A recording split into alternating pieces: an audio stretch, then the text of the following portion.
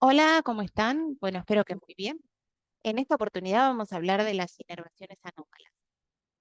¿Qué es esto? Ustedes saben que los nervios siguen un recorrido y dan ramas más o menos constantes, pero en verdad a veces nos encontramos con alguna sorpresa. Y en verdad, como decía William Osler, la variabilidad es la ley de la vida. Entonces van a ver si ven algún preparado o si están en un laboratorio de neurofisiología, que la gente no es toda tan igual como pensamos. Ustedes pensarán que esto es un simple chisme anatómico, pero en verdad es importante saberlas. ¿Por qué? En primer lugar, porque son más comunes de lo que se piensa. Para un electromiografista es útil conocerlas porque pueden ser fuente de error en estudios de conducción nerviosa. Lo que nosotros vamos a ver cuando estemos en presencia de estas anastomosis es un pseudo bloqueo de conducción en un nervio. Por ejemplo, hago un estímulo proximal y me sale potencial de acción de una amplitud. Cuando hago el estímulo distal, me sale más chiquitito. ¿Dónde está esa parte que falta? Bueno, está siendo conducida por el otro nervio. Por supuesto, cuando eso ocurre, lo primero que hay que pensar es que es un error técnico, pero una vez que eso está descartado, es posible que estemos en presencia de alguna de estas anastomosis. Vamos a empezar entonces por las del miembro superior. La más conocida, seguramente oyeron nombrar, se llama anastomosis de Martin Gruber, por quienes la descubrieron, Martin en 1763 y Gruber en 1870, y son axones motores exclusivamente que salen del mediano o del interocio anterior y se van a unir al nervio cubital y van a llegar a músculos clásicamente inervados por este. La prevalencia es del 15 al 39%. El estudio en Argentina que hicimos en nuestra cátedra vimos que el 35% de los preparados lo tenía, que es un montón, ¿no? Son 3 de cada 10 personas y puede ser uni o bilateral. Para entender esta anastomosis vamos a repasar un poquito primero cómo está inervada la mano. Primero vamos a ir a esta aplicación que me encanta, que se llama Visible Body, y vamos a repasar un poco los músculos de la mano. Recuerdan que tenemos en la mano una región tenar del lado del pulgar, una región hipotenar del lado del quinto dedo y una región media. En la región tenar tenemos este músculo que se llama abductor corto del pulgar, que es el músculo que siempre pinchamos para hacer estudios de conducción nerviosa del mediano, porque justamente eh, está inervado exclusivamente por el mediano. Más pegadito al hueso, fíjense ahí, debajo, pegado al primer metacarpiano, tenemos este otro musculito que es el oponente del pulgar, este que está acá, también inervado por el mediano. Si me voy más hacia medial, esta pancita que tiene la eminencia tenar es el flexor corto del pulgar, que este tiene dos fascículos. Miren, un fascículo superficial, que es este que está acá, y un fascículo profundo que está allá al fondo. El fascículo superficial, vamos a poner un poquito esto, el fascículo superficial está inervado por el mediano, que son estas ramas que andan por acá. En cambio, el fascículo profundo está inervado por una rama profunda del cubital. Bueno, y por último, como músculos que mueven el pulgar, tenemos a este que es el aductor del pulgar. Fíjense que lo que hace es acercar el pulgar al resto de los dedos y este está inervado también por el cubital. Piensen que más o menos es como si fuera un interocio, si fuera el cuarto interocio palmar. Entonces, al igual que los otros interocios, está inervado por el cubital.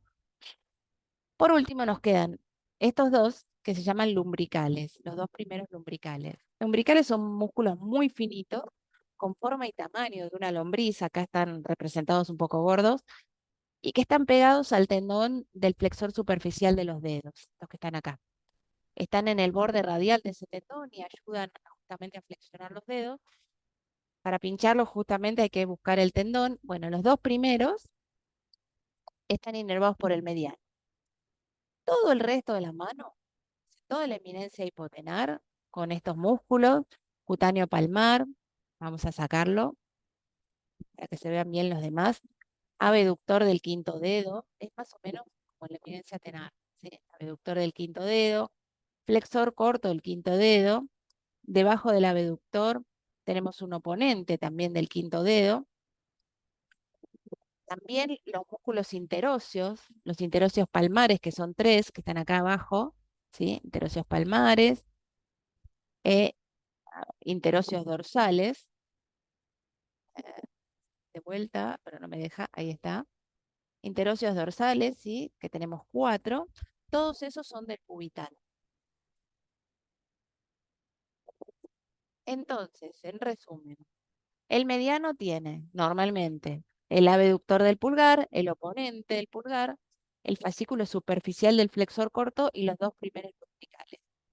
Todo lo demás es del ulnar, incluso algunos músculos que están en la eminencia tenar, ¿no? Como el primer interos, como el aductor del pulgar, eh, o los interosos palmares, el fascículo profundo del flexor corto. Bien, acá les muestro un preparado anatómico. Entonces, es un antebrazo, o un pliegue de codo más bien, donde esto es superior, esto es inferior, hacia arriba es lateral y hacia abajo es medial. Y ahí ven los dos nervios, el mediano y el cubital, y la anastomosis entre ambos, que se ve muy bien. Tenemos tres tipos de anastomosis en realidad y que solamente las podemos reconocer los electromiografistas o si hacemos estudios fasciculares del nervio con un microscopio, pero los anatomistas solamente vamos a ver el ramo comunicante en el antebrazo, pero no sabemos exactamente a dónde va. Sabemos simplemente que se une al cubital. Tenemos una anastomosis que se llama tipo 1, que es muy común, que es el abductor del quinto dedo, o sea, son fibras que salen del mediano, que es este, se cruzan, se van a unir al nervio cubital y van a llegar al abductor del quinto dedo. La anastomosis tipo 2 va al primer interóseo dorsal, ¿sí? Está al revés esto, pero está en el primer interóseo dorsal, y la anastomosis tipo 3 va a los músculos tenares que eran del cubital, ¿sí? Como el fascículo profundo del flexor corto del pulgar y también al primer interóseo dorsal. Bueno, ¿qué es lo que yo voy a ver? Cuando estoy haciendo una conducción del nervio cubital, voy a ver un pseudo bloqueo, ¿sí? En el carpo me va a salir de esta manera, supongamos que estoy registrando en el aductor del quinto dedo, como se hace habitualmente, y cuando hago pre o poscodo, veo una caída de la amplitud. Cuando esto pasa, yo lo que tengo que pensar es que estimulé mucho el ulnar en la muñeca, excesivo, y entonces algunas fibras se, digamos, se estimularon de más, ¿no? Con un estímulo del mediano también, o que el estímulo postcodo estuvo mal hecho, fue un estímulo submáximo. Recuerdan que el cubital cuando sale del canal epitrócleo lecraniano se va a meter enseguida debajo del flexor ulnar del carpo, o el cubital anterior, y entonces a veces es difícil encontrarlo. Por eso tenés que usar una distancia corta, de 3 centímetros, 4 como mucho, entre pre y poscodo. La otra opción es que sea un bloqueo de conducción real. Y por último, que tengamos una anastomosis de Martin Gruber. Entonces, supongamos que estamos registrando en el aductor del quinto dedo o en el primer interóseo dorsal, ¿sí? Como vimos recién, estimulo acá en el cubital, en el carpo, me sale esta respuesta, lo hago poscodo, me sale así, lo hago precodo, me sale chiquito, o sea, no hay un bloqueo en el codo, sino que pareciera que el pseudo bloqueo está en el antebrazo. Tengo esta sospecha, chequeé todo lo técnico y para confirmar que está esta anastomosis, lo que hago es estimular el mediano en el carpo, normalmente no debería pasar nada, pero si lo estimulo acá arriba, en el pliegue del codo, como hago habitualmente, la conducción del mediano, esto va a pasar por la anastomosis y va a llegar a la eminencia hipotenar o al primer interóseo. ¿Sí? Va a salir la respuesta, que justamente la amplitud va a ser la amplitud que le faltaba a este potencial o a este para hacer este. ¿Sí? No se asusten que puede haber, en el caso de que estimulen en el carpo, alguna respuesta, pero ficticia, por músculos vecinos que están estimulados por el mediano. Pero en general no tiene que pasar nada.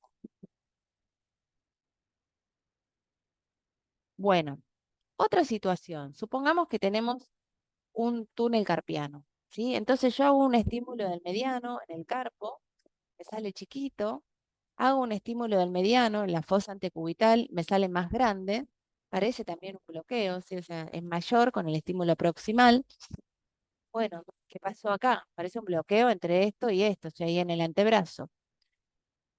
Si yo dejo la aguja ahí donde estaba, estimulo en el cubital, normalmente va a salir una respuesta quizás así, con una deflexión positiva, que va a ser por conducción de los músculos vecinos que están inervados por el cubital.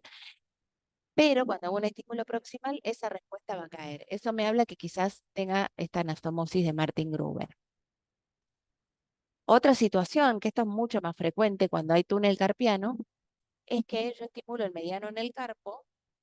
Bueno, me va a dar, como sabemos, una latencia distal prolongada, ¿no? Supónganse acá 7,1, uno dice, ay, bueno, tiene un túnel carpiano.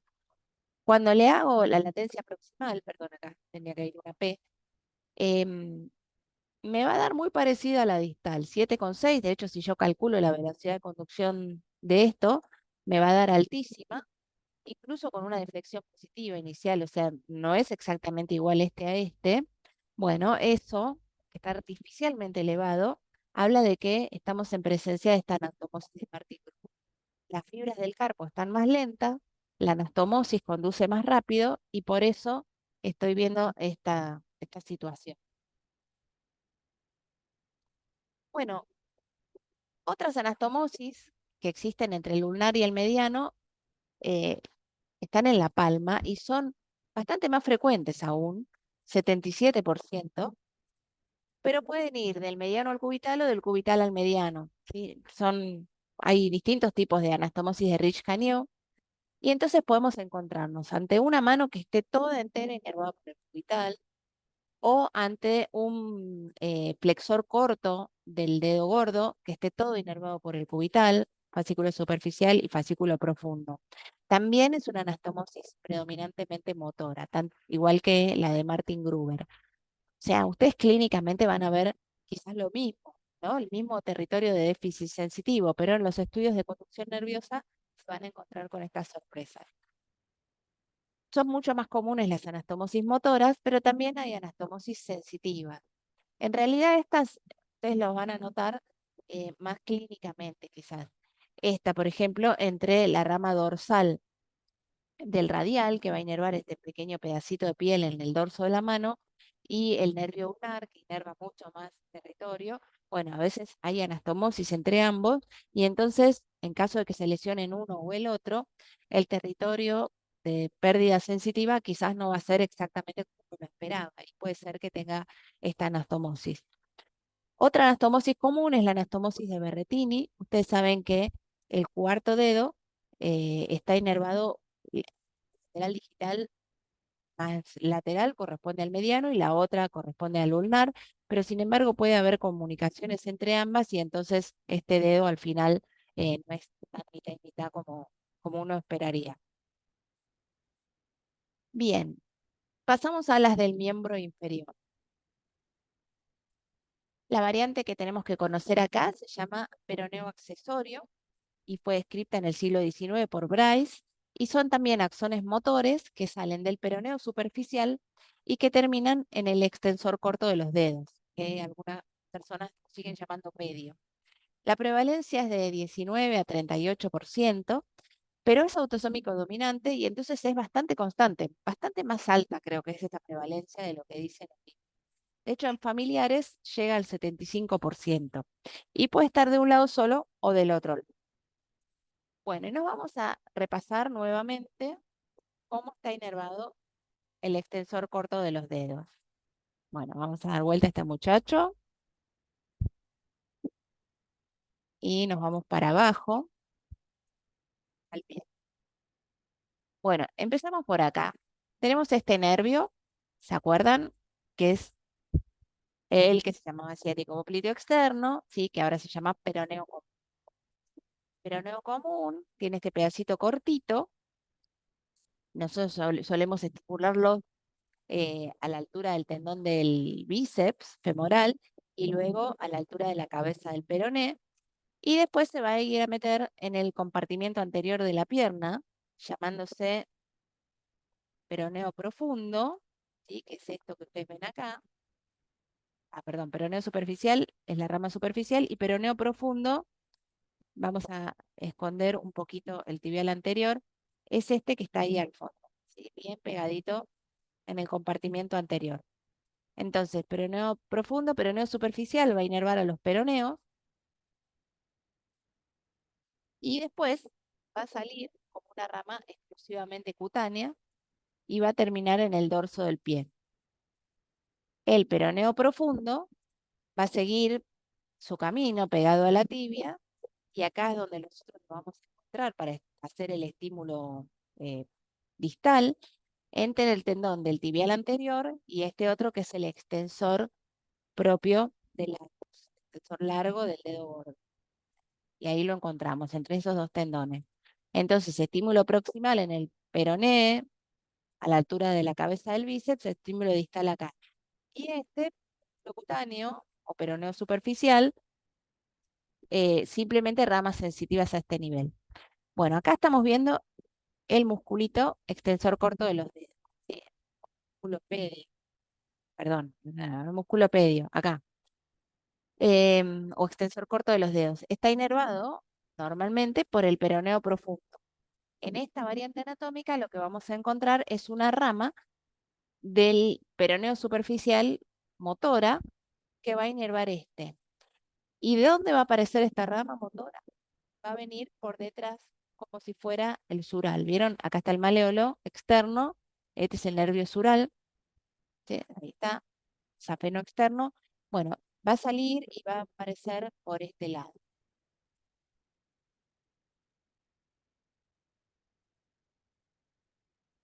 Acá se los muestro en un preparado, entonces estamos viendo una pierna, acá es superior, eso es inferior, allá está el tobillo. Sí, y estos son los músculos peroneos, este es el peroneo largo y este que está acá debajo es el peroneo corto. Estamos viendo el nervio peroneo superficial que transcurre entre ambos peroneos y ahí vemos una rama que está saliendo del peroneo superficial, esto que está marcado con las flechitas, y que es el accesorio del peroneo, peroneo accesorio. Esta rama se va a dirigir hacia detrás del maleolo externo y entonces va a alcanzar el extensor corto de los dedos. ¿Cómo la voy a reconocer eléctricamente? Bueno, acá tengo entonces peroneo común, peroneo profundo, peroneo superficial. Acá tenemos el extensor corto de los dedos. Yo pongo mis agujitas acá, hago un estímulo distal y encuentro esta respuesta. Estimulo, supongamos, en el peroné o en el hueco popliteo y encuentro esta otra respuesta. Díganme a quién no le pasó esto. En general, suelen ser errores técnicos. Suele pasar que, como el peroneo profundo está tan escondido entre los dos tendones, a veces es difícil de estimular apropiadamente. Así que lo primerísimo que hay que hacer es chequear que la técnica sea perfecta. O puede ser que el paciente tenga edemas acá abajo y acá arriba no. Bueno, ya chequeamos todo eso y está bien. Pensemos en esta anastomosis y entonces, ¿cómo la confirmamos? Estimulamos retromaleolar externo, como si fuera que estamos haciendo un sural, registrando acá, y va a aparecer este pedacito de respuesta que no tenía en el potencial distal. Facilísimo. Van a ver si se ponen a jugar en los laboratorios de cada uno que es más frecuente de lo que parece. Puede ser más grande o más chiquita, pero es bastante frecuente. Bueno, y esto fue todo entonces. En conclusión, piensen en estas anastomosis siempre, porque están más frecuentemente de lo que se cree. Ante el hallazgo, lo primero que hay que hacer es considerar un error técnico y si encuentran pseudobloqueo, buscarlas, porque están ahí. Les dejo algunas cosas para leer. eh, Perdonen el error de tipeo acá, con una cita de Morgagni para dudar siempre y pensar que la anatomía es mucho más compleja y más linda de lo que solemos pensar. Les dejo acá también mi correo para cualquier consulta y bueno, muchas gracias.